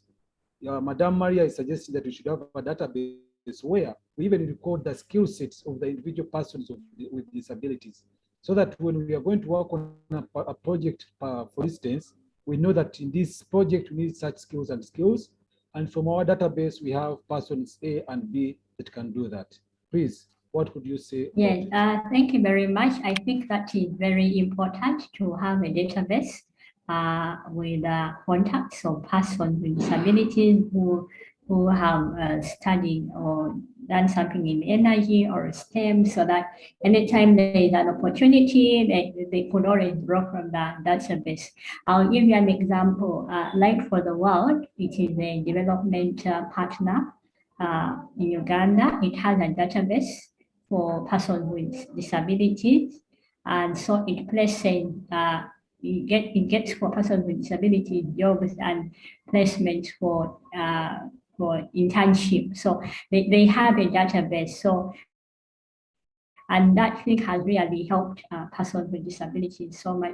When you don't have a database, you don't know who you're serving, you don't know, but anytime an opportunity comes, you can always draw from that database. So I think that is very important to have a database. So, and that thing has really helped persons with disabilities so much. When you don't have a database, you don't know what, who you're serving, you don't know, but anytime an opportunity comes, you can always draw from that database. comes, you just need to follow the person. And even then, when you have a database, you could apply for funding, get grants here and there, try to make sure that these persons with disabilities are skilled. You improve on their chances of their skilled in the energy sector, in the renewable energy, and so on. So you improve on their chances of getting employment in the energy space. Thank you. Thank you, Madam Gorretti. I would want also to put across to Madam Cowling. From the Ministry of Energy and Mineral Development, do we have anything of this kind, maybe a database, or could be some information about persons with disabilities that have different skill sets, or is something in the plan that maybe the ministry is looking at working on? Thank you. I think we can only do that one from a human resource perspective. Yeah. But really, in terms of, I don't know whether this would be as a national issue, but certainly I think what we focus on is how many persons with disabilities and the skill sets that we have in our project areas. Yeah. And also in terms of the ministry, how many people are employed, but we have a disability component. But certainly, I think the issue of collecting information and having a database of people with disability and the skill sets, I think is something that is very important. And we just need to cross-check what type of information Uganda Bureau of Statistics normally collects in terms of the census, but also we normally have specific census in terms of energy. Maybe these are some of the things that we shall need to include there, but also maybe we need to improve on our data collection sheets in terms of connections for our for energy access and also for implementation of our projects to take this into consideration. But certainly for the country countrywide, we need to work with Uganda Bureau of Statistics to be able to include these questions in when they are actually doing the census, and also when we are doing our specific census in terms of energy. But nonetheless, these are very good suggestions and we shall take them on. Thank you. Thank you very much, Madam Karan. You mentioned something very important. I understand the census should be coming up soon. It should be 2024, since the last one was in 2014. So I think it would be a very good point for us to raise to the team at UBOS, and also, of course, to see how best, even how they can capture more information that is of greater importance to the energy sector. And of course, I read earlier on that UBOS reports that over 4.5 million Ugandans lie in the category of persons with disabilities, which is almost 12.4% of our population. So it will be very, very important for us to know which kind of skill sets these 4.5 million people have, and how best can we support them. So that mentioned, I'll go to the next question, which is from Benedette Atai. What monitoring tools both the ministry and the National Council what monitoring tools are both the ministry and the National Council utilizing to validate the objectives streamlined to the gender and disability issues for inclusivity? I think this goes straight to ministry. So, Madam Carol, which kind of monitoring tools does ministry use, to validate the objectives streamlined to the gender and disability issues for inclusivity? Thank you. We certainly do quarterly monitoring, so monthly monitoring for our projects, but also certainly we normally focus on the aspects of gender audits and impact assessments of the projects that we actually undertake. So certainly when you undertake a gender audit, then you should be able to validate and really see how far you have actually been able to implement the aspects of gender equality and equity. Thank you. I think Mr. Yona is dropped off, unfortunately, so that leaves us with a vacuum. We don't hear from the side of the National Council what tools they're utilizing to do the validation. Maybe if anyone else could maybe speak to that. Mr. Hassan, could you be in the know of some of the tools that are being used?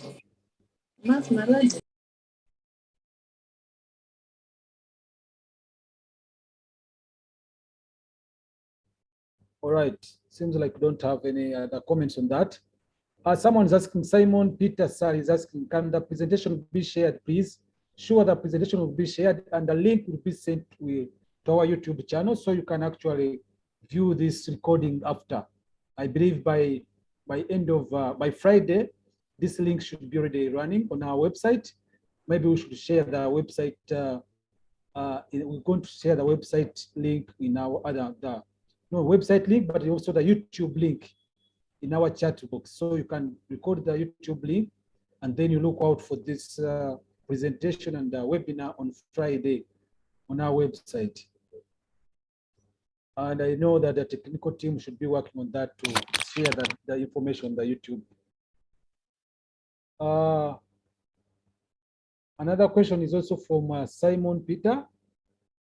It says, what implementation drivers is MAMED going to leverage in ensuring inclusion of gender and vulnerable groups mainstreaming the energy sector? I think this still comes down to Madam Carol. What implementing drivers is the Ministry of Energy using to ensure that the inclusion of gender and vulnerable groups streamlining is taken into account in the energy sector? Thank you. Certainly, in terms of the drivers, is really the demand by the different sectors by the different stakeholders, but also in terms of the energy needs of the different sectors of the economy. So certainly, in terms of the development and the productive use of energy, that is going to be a very key driver, and we shall be focusing on areas, the cottage industry. We shall be focusing on schools, we shall be focusing on the hospitals, we shall be focusing on refugee settlements to actually see that the aspects of accessibility and productive use of energy in those different sectors is actually improved. And that is the only way we can also improve on the demand and the supply of energy. Thank you.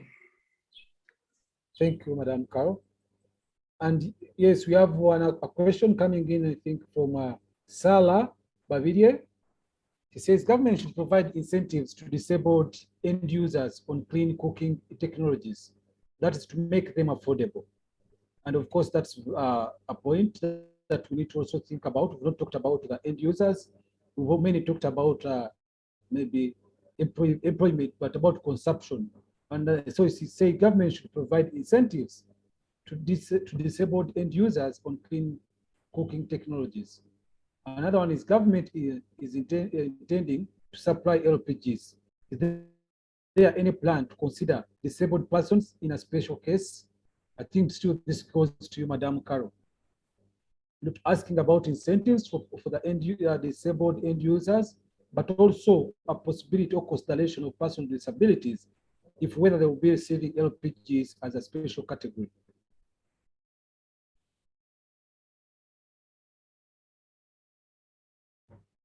Thank you, Nicholas. Now this is becoming very interesting. Yes, these are certainly very sensitive questions, but again, I will have to consult with my colleagues at the ministry and certainly take this information and see how we are really going to ensure that there is a special consideration for persons with disabilities in terms of benefiting from the LPG cylinders, but also the project, because certainly right now what we are promoting is that you all go to a particular petrol station somewhere, but again, let me see if this is a discussion we can have as a ministry, if information can be provided to the institution that is responsible with persons with disability, with special considerations for persons with disabilities, incentives for end users. I think we have a new project that that is going to be implemented effective November, that will be focusing on the aspects of clean cooking, because certainly we need to improve on the clean cooking, because I think currently we are at 1%. So we want to see that at least we get to 20% or so. So certainly, I think through our Uganda Electricity Credit Capitalization Company, they are certainly going to be this money that will be specifically meant to see that people actually partake of clean cooking, but also certainly there will be promotions of technologies.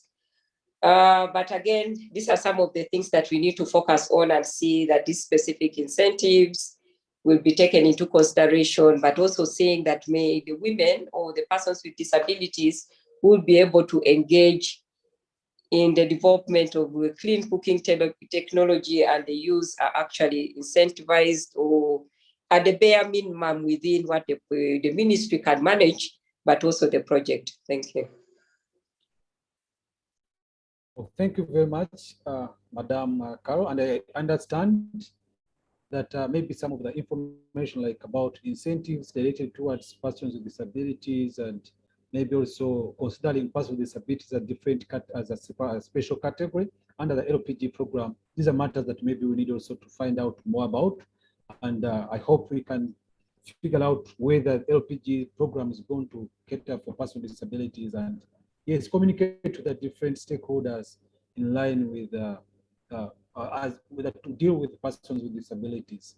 But of course, I know that LPG program, you just have to get a form, fill it up, your LC chairperson signs for you, and you have to get go carry 100,000 shillings, go to Starbucks, present your form and 100,000, and then you'll get a free setup, a free LPG system.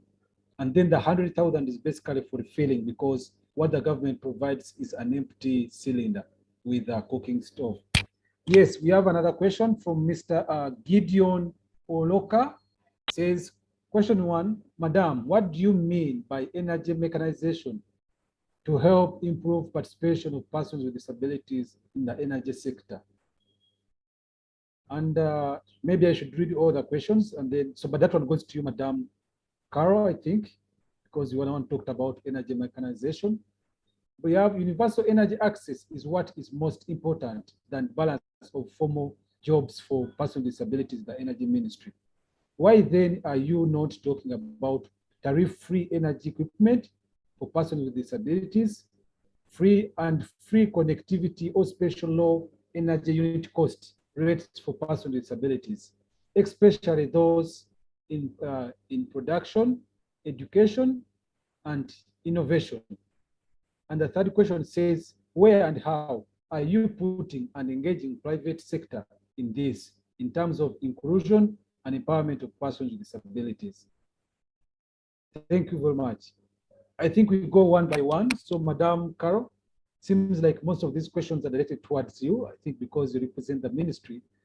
And but I would want to share them, so you could speak to us on the first and the second, and Mr. Hassan can speak to us on the third question. How and on the which says how and where and how are you putting and engaging private sector in this, in terms of inclusion and empowerment of persons with disabilities? Madam Carol, please. I think in terms of mechanization, I was really looking at the aspects of ensuring that we have technology that can enable the persons with disabilities and the women to be able to engage. Say, for example, you are going to put up an electricity pole.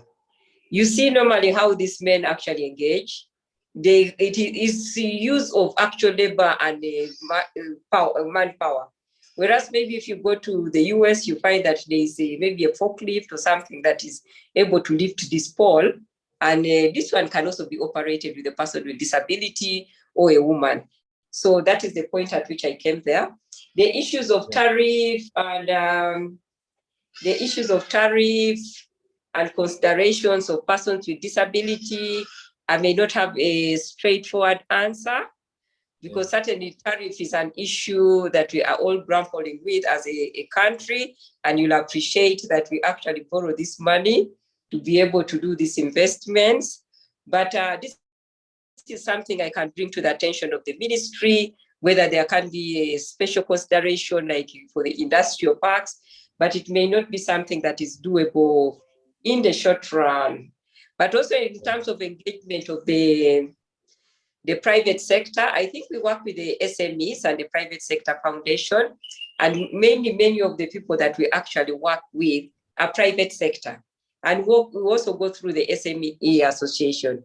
And you realize that many of the people who are actually making briquettes, so those women are really part of the SMEs. So we actually focus on that, but I think our challenge is the aspects of documentation of who is who in the energy space, and what their skill sets, and who is a person with disability, and what level of decision-making does she take, and what resources does she need, and all those things. Thank you.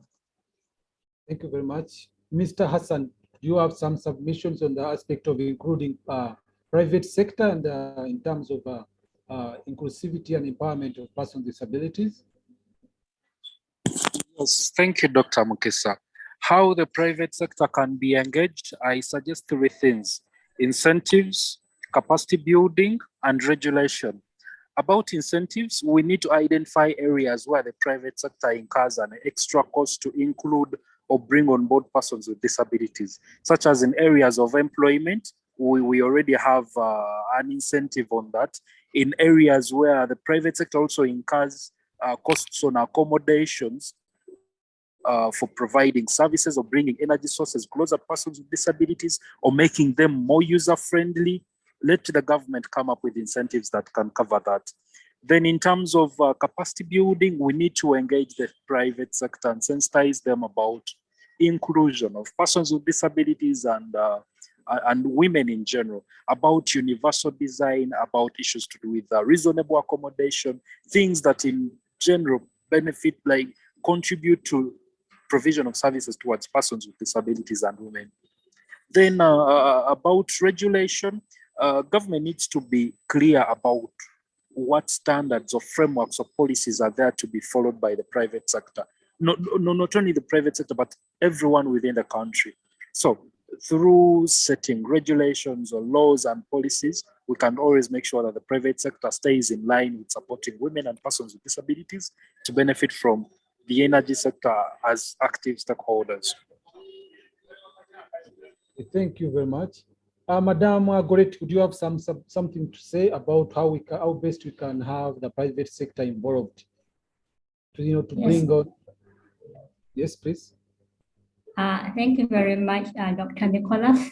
The private sector, like I said, mindful the way they can be involved in by government providing them incentive to employ more women and persons with disability in the energy space, in the energy sector. Yes, thank you. Thank you very much. Yes, please. somebody has been raising his hand. There's Desmond from UNREEEA. He wants to supplement to my submission. Actually, it's the person next on the list. This question is what I'm actually reading right now. And I'll give him a moment. I'm going to read this question, but I'll also give him a moment to speak later on. Because we have just a few questions left, then I can let him give his supplement. But it says here, thanks moderator Dr. Nicholas and panelists. I would like to supplement on Madam Carol Aguti's submission on sharing with the vulnerable and marginalized groups. The opportunities available in the energy sector. Also answering on government projects that target women and persons with disabilities. Thanks, Desmond, UNREEEA. Maybe I should, let me give him a chance to speak to that. Maybe a minute. Yes, Desmond.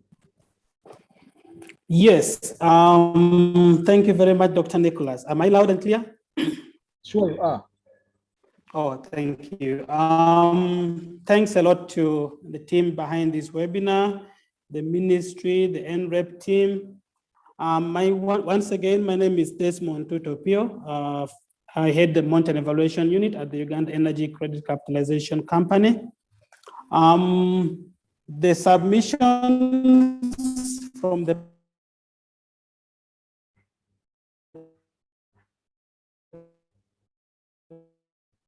panelists have been interesting, and I think this is a good team from the vulnerable and marginalized group incorporate into our programming as we implement different programs and projects. Right from the first presentation, Madame Gorretti made mention of UNREEEA as a short form of Uganda Energy Credit Capitalization Company, and also submissions from Madame Aguti, and I thought I would make some implementation in regard to that. For maybe our audience who may be listening to Uganda Energy Credit Capitalization Company is a government of Uganda company that is under the structure of Ministry of Energy and Mineral Development. We are there set up as a credit support institution, basically to work in partnership with development partners, government, and participating financial institutions to come up with innovative financing solutions that address affordability or access to renewable energy technologies. And that has been our mandate as UNREEEA. We partner with various financial institutions to bridge the gap of affordability by providing concessional lines of credit to the financial institutions so that they're able to on-lend to end users to acquire renewable energy technologies, including solar, including clean cooking technologies, like improved cookstove, biogas, to mention but a few.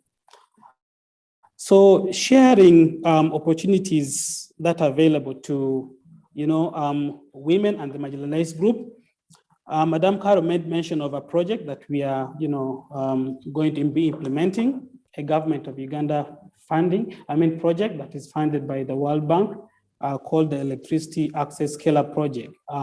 This project looks at supporting the government's efforts to increase access to electricity, including, of course, on-grid and off-grid for households, refugee host communities, industrial parks, commercial enterprises, public institutions, to mention but a few. And as UNREEEA, we are implementing one of the components that look at financial intermediation. And basically, we have seen already a discussion towards what are some of the deliberate government projects that look at incentivizing access to renewable energy technologies, clean cooking technologies, to mention but a few. As UNREEEA, if you remember in the first slide that Madame Gorretti presented, we ensure that we partner with financial institutions, but also interest them to provide lending, especially for women. To date, if you look at our interventions, we have actually had 38% of our beneficiaries of the financing products that we have as women, 53 as men, and then about 9% for the other target groups, including institutions like schools, health centers, small and medium enterprises. So in any case, we consider a lot that in our accessibility, women are prioritized. And this has solely been supported by one of our interventions that ensure of the financial institutions that we target, that we work with, we make sure that they have a vision to support the vulnerable and marginalized group. For example, we have partnered with BRAC, Uganda Bank. Of course, their mission is to provide financing services to people who are at the bottom of the pyramid, and they focus on women, particularly that are living in poverty, in rural and hard-to-reach areas. Also, we have partnered with Finance Trust Bank that we know their first name was Uganda Women's Finance Trust Limited. And indeed, their slogan is putting women first. And through this, their programming has been working with women groups. They provide affordable credit to women, and they're able to access clean and renewable technology. And that is also one initiative that we want to scale up under the Electricity Access Scale-Up Project. We shall be scaling up provision of end-user financing for teams. This will support the end users to acquire solar systems at subsidized interest rates from the financial institution. Equally, we shall be looking at provision of clean cooking technologies, and these technologies will cut across, will support all the technologies that are powered by, for example, LPGs, solar, ethanol, biogas, briquettes, to mention but a few. And then also not only from the end user perspective, Edmond, please. Even as we could you summarize? Yes, Edmond, could you please summarize because we're running out of yes, time? We have yes, more questions. Yes, thank you. But also I wanted to mention that we shall not only look at end users, we also want to support the energy service providers. This include clean cooking sector, the solar sector, to incentivize them, for example, with importation of equipment and last mile distribution. And at the end of the day, we're looking at each of these categories. Women are prioritized, and not only 20%, but 35% of the beneficiaries will have to be women. And this is something that personally, as a monitoring evaluation person, will be looking at, analyzing the data to see that they're targeted. We shall be having a social safeguard specialist that will ensure the marginalized and vulnerable groups are not only targeted, but also they're benefiting from the products that we're having as a deliberate program or interventions from them. Thank you very much. I thought I should provide this. Thank you, Edmond, for that submission. And we appreciate that really this helps us to, to know more what even UNREEEA is working on. Thanks very much. And we have one more question from Mwebaze Abbott. I think it goes to Madam Carol. I was inquiring where can we access those forms for free LPG cylinder distribution so that we can be able to benefit from this drive. Madam Carol? Where can these forms be found?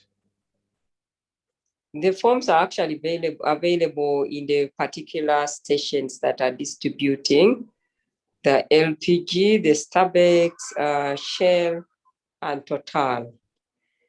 But again, I think we can, I would want to cross-check at the ministry if we actually have those forms maybe on the website that can enable somebody to be able to download and be able to fill and then gets the signature of the LOC1 and they proceed.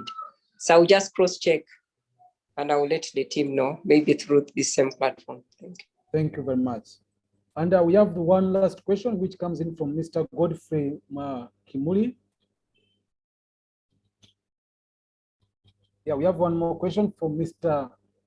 Godfrey Kimuli. Says, just wondering whether panelists are considering the big force of women that are involved in various activities of the biomass energy value chain, e.g. the charcoal selling, mostly done by women.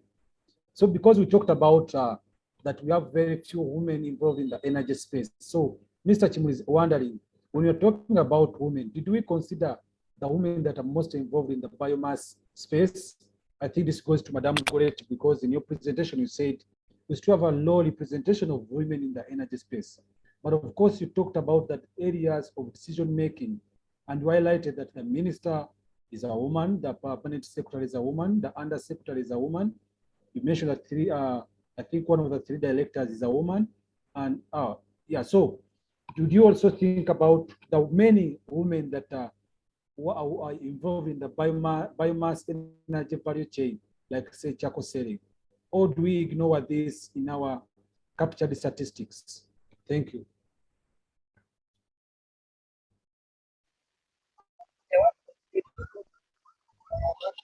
Madam Gorretti?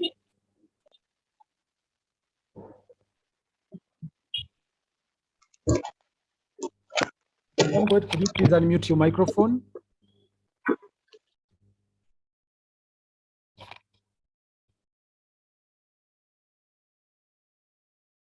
Hello, I think Madam Gorretti has dropped off. But maybe just to Yes, I was actually about to call you in. Yes, I think where we really have a challenge is that we have not done the gender statistics in terms of the involvement of women across the value chain in terms of energy. So I think what we have limited information, but maybe the statistics we are also giving is just by the nature of the sector in terms of employment and maybe decision making. So I think it is really very important that we take this as a recommendation, that we need to undertake a study that will really look out, that will be able to document the statistics and the involvement of women in the decision making, but also across the value chain in terms of the energy sector or program. Thank you. Thank you very much. There was a question that was directed towards Mr. Yona, and it was asking, Mr. Yona, there was a question for you which was asking, let me look up for it. As you unmute your microphone, it says, I have yes. What monitoring tools is the National Council utilizing to validate aligned to the gender and disability issues for inclusivity? Which kind of tools do you use at the National Council, to validate the objectives you streamlined to the gender and disability issues for inclusivity? Oh, thank you. It's a very good question. We are currently developing sectoral compliance guidelines, which we shall share widely with various stakeholders. So it is from there that we'll begin. Those compliance guidelines will act as our monitoring tools. So right now, we are developing compliance guidelines. Just like I told you, this mandate was given to the council by the Persons with Disabilities Act 2020, and the council was established in 2021 in October. So we are hardly a year in the office implementing this. So as soon as these compliance guidelines based on sectors are out, we'll widely share them with all the stakeholders. Thank you. Thank you. We just got another question pop up from Madame Dorothy. She says incentives may be provided for access to renewable energy, such as soft loans from partnering financial institutions. It is key to note that the funds obtained may be diverted for household needs. How can this gap be addressed? I don't know who want to come to this. Maybe I wanted Mr. Hassan to speak to it, but I think he has dropped off. Maybe we can ask Mr. or Madame Carol to speak to that. And of course, Madame Gorretti can as well speak to that. How can we, because people are going to take loans, those loans for renewable energy projects, but maybe may end up using the money for other household needs. How can we, minimize this gap? How can we address this challenge? I am not sure that there's any straightforward answer to that, but because really this is somebody's personal discipline and what they really consider what would have been the benefits of having a clean energy in the households and what it would save her from or him if they use the renewable energy. But certainly if it is because again, you can only be able to implement this if you're working with the smaller groups where they can be able to keep watch over the other. But really for people who are taking on loans, I think there should be monitoring, but certainly also we know that under Uganda Electricity Credit Capitalization Company for the financial intermediary component, we are going to have an environment and social management system that is going to be able to track to ensure that even the banks, when they are actually lending this money, the people are brought on board and actually told what the money should be for, and there will be monitoring and quarterly reporting in terms of how the resources are being used. So I think really if people are going to take on these loans, it is very important that they stick to what it is for, because it is going to be monitored, and certainly since it is a donor requirement, it will be very challenging for them to be able to divert this money, given that the management system is in place, and the banks will also be adopting a specific management system.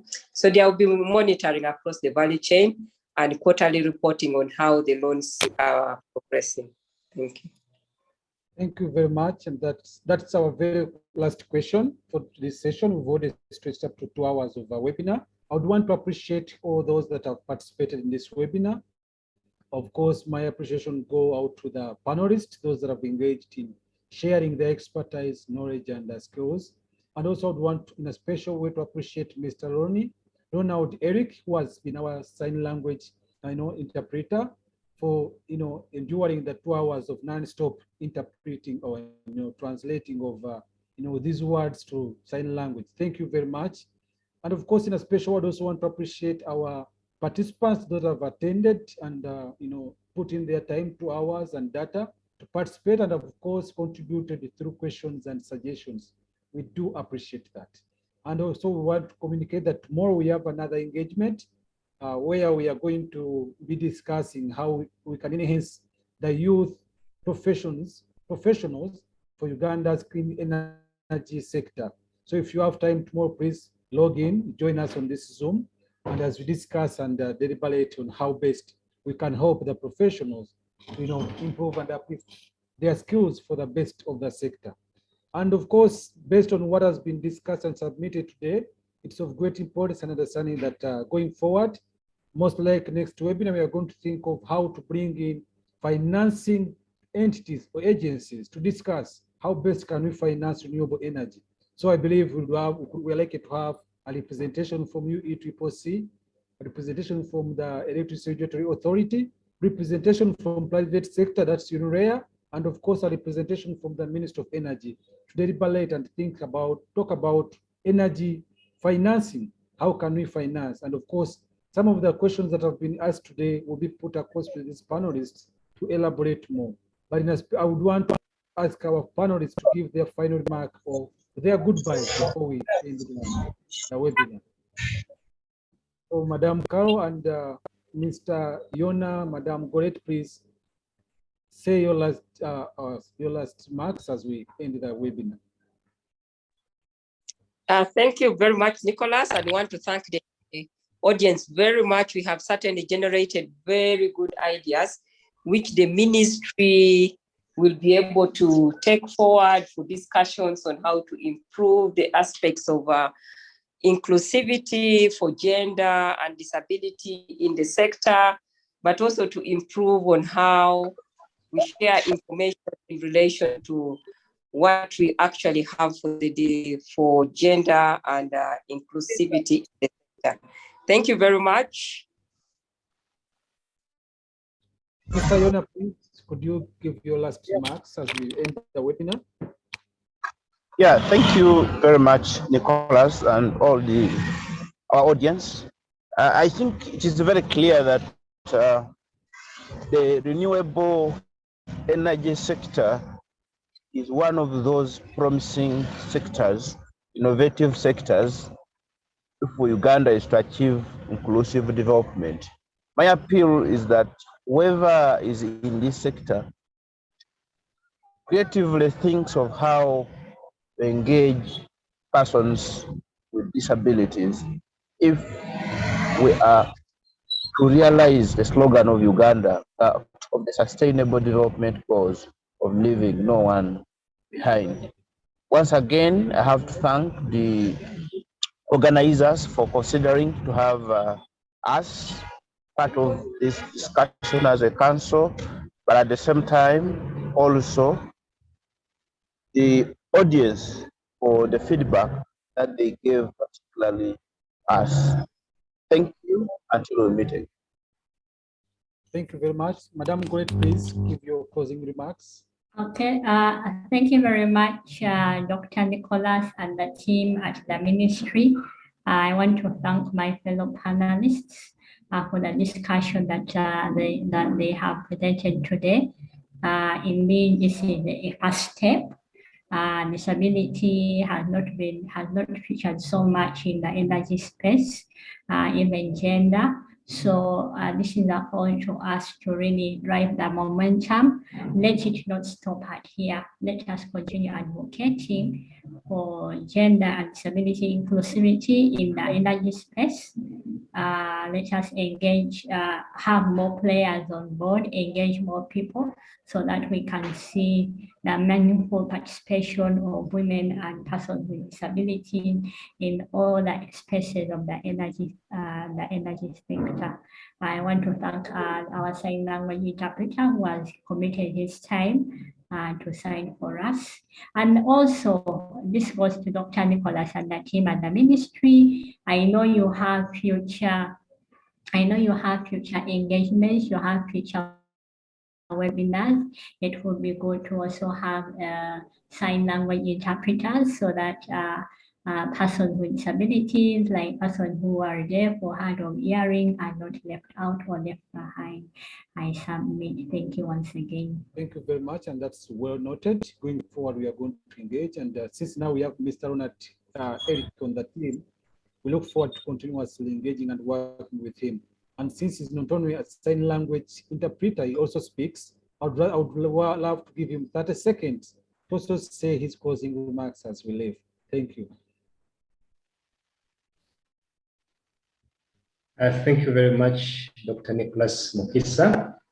Ronald Eric Omongin is my name. I'm so happy.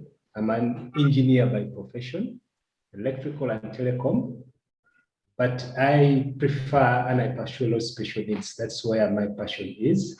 And that's where I always find my time spent is with disability, though I do a little of subcontracting work with my profession, engineering, but I'm happy to be at this field because it touches always what I always do.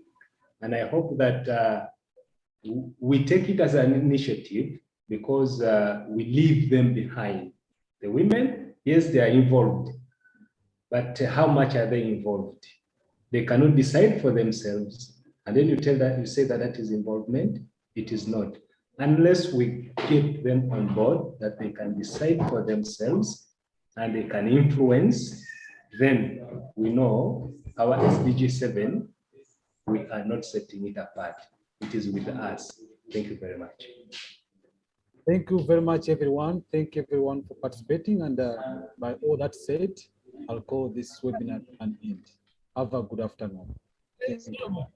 Thank you. Wow, that was the right choice for an interpreter. Look forward to getting contact. Thank you. Thank you. You are very big task.